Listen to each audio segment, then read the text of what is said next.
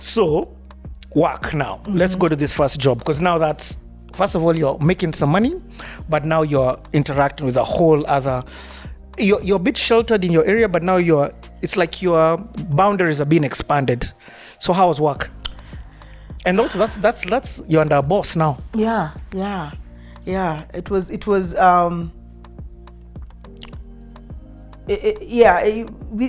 the corporate world in the US is very, now that's where you find a lot of layers and structure. But I'm even talking about work from the perspective of still in high school. Oh, still in high school? Yeah, we're still in high school. Okay. Hey, we haven't even got to uni. Oh, wow. Okay. We're not gonna get there. Okay. Yeah.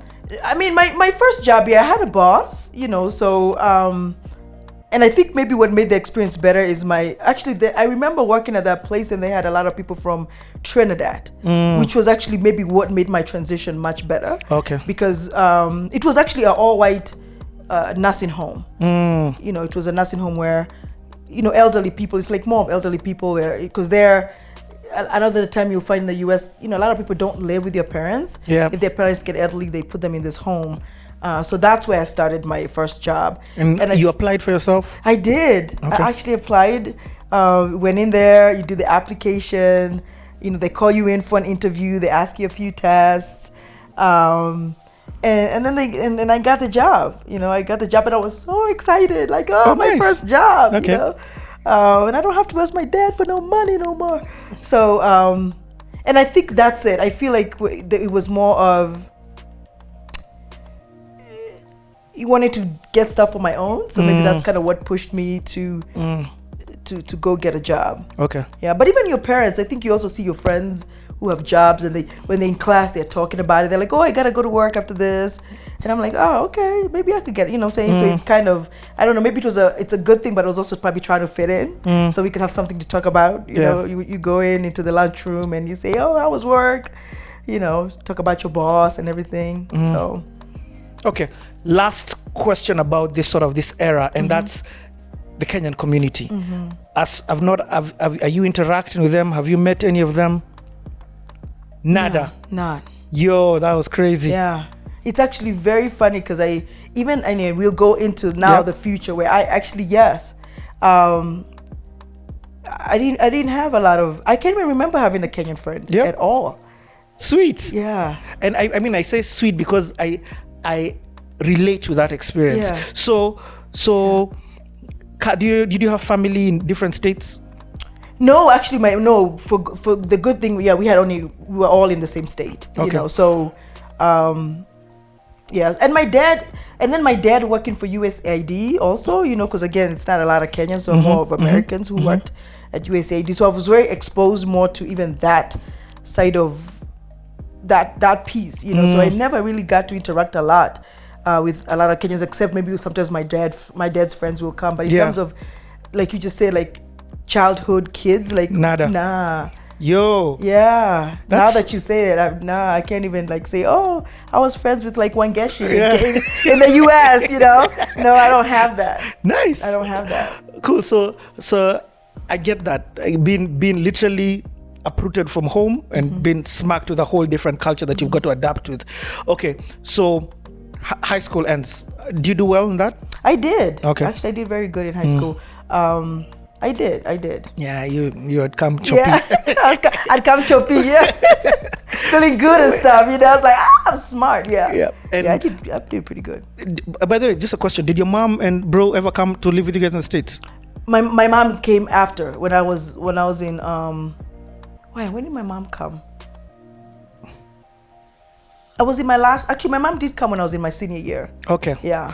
To live now? To live, yeah. So when my brother finished, she came to live. Because again, they only stayed here for my brother to finish his high school, I guess they call it here, Form 4. Yeah. And that must have been mom's home. Oh, yeah. Oh. Because you're living with your dad. There are things that your dad can't really understand. Dad, there's this thing that I'm going through. Yeah, you can't really talk to him, And that's why even you're saying, wow, did I even have like a a Kenyan community to kind of, maybe talk to and stuff. So I'll ask my friends, and maybe my friends' moms and stuff will kind of walk me through, like, the girl stuff. But it was stuff, actually just having my dad there. Yeah. Without anybody else. So yeah, my mom comes and it's like my life changed. I said, "Mommy, you're home," He almost killed I was, oh my God. He's like, "Was it that bad? What did you do to my girls? They're traumatized." Yeah. But no, it was just good to have, and even having my brother. Like, now, I feel like.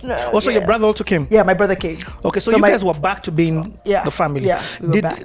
Did the time when it was just you and your sister make you guys tighter? Yeah, actually it did. It did. Yeah, it did. And my sister's a very introvert too, so she was, or maybe because she was the last born and she thinks she's so special, she could bulldoze us every time. So yeah, we really, because that's all we had. We just had each other. Yeah. So yeah, we were very close. We shared a bedroom, so that even got us closer, because we had a 2-bedroom at that time. Yeah. And I think when my parents came, we moved, because obviously we had to get a bigger place. Yeah. Because did you move within the community, or we you did. moved? We didn't move too far from where we were, because we still went to the same school. That's the thing with the U.S. It's just this thing about just staying in the same community because of the school. A lot of parents don't move their kids a lot. Yeah. Yeah. Okay, fine. So let's talk about the transition after high school.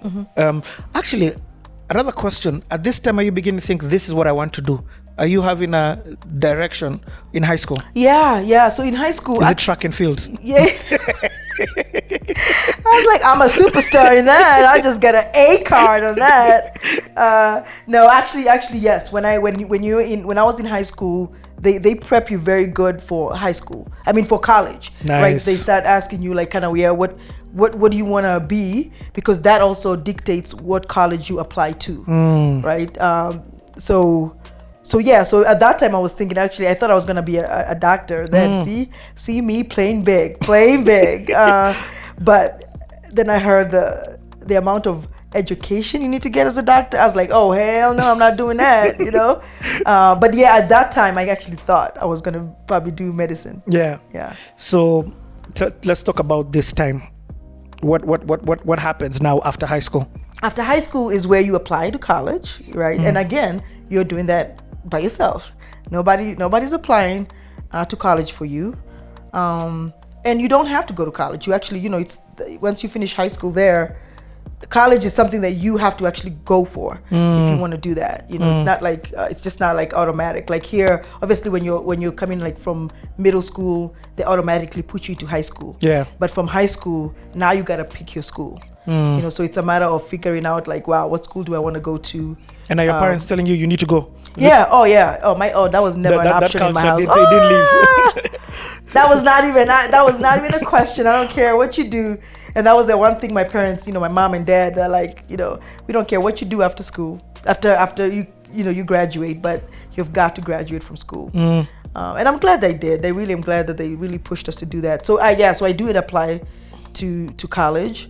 And actually there, it also becomes about the cost.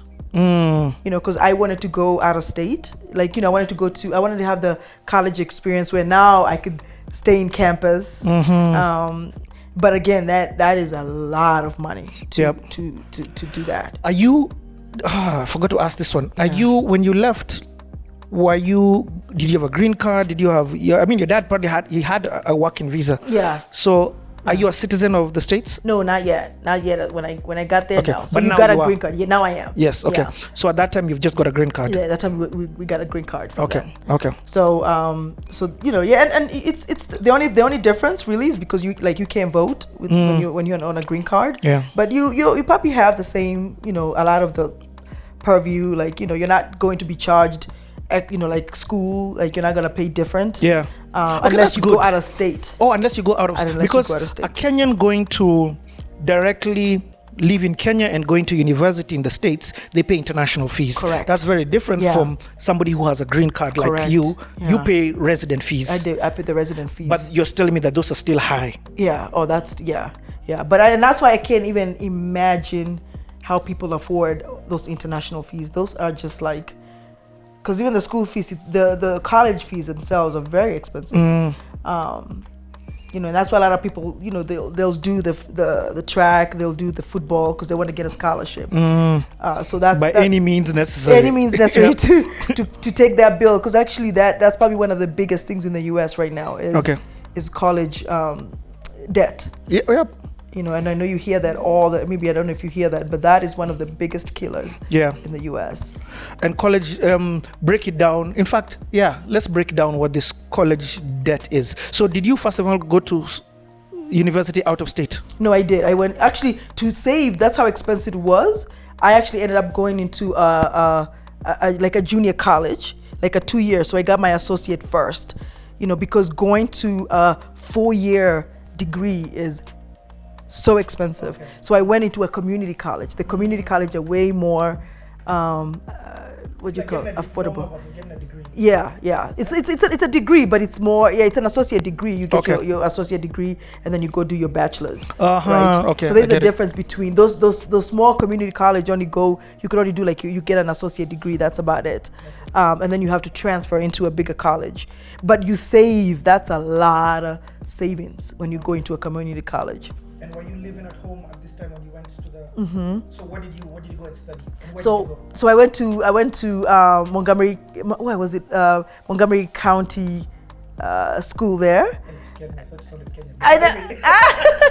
No, the Montgomery. Yeah, it was Montgomery Community College. That's where I went to. And I did my associate in business. Yeah.